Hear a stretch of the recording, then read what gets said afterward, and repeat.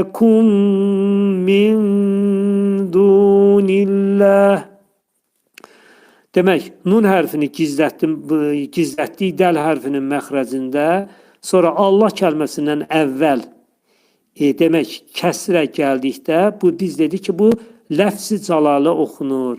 Yəni, yumuşaq şəkildə min dunillah şəklində oxunur. Min dunillah yox, min dunillah. Buna ləfz-i cəlalə deyirlər.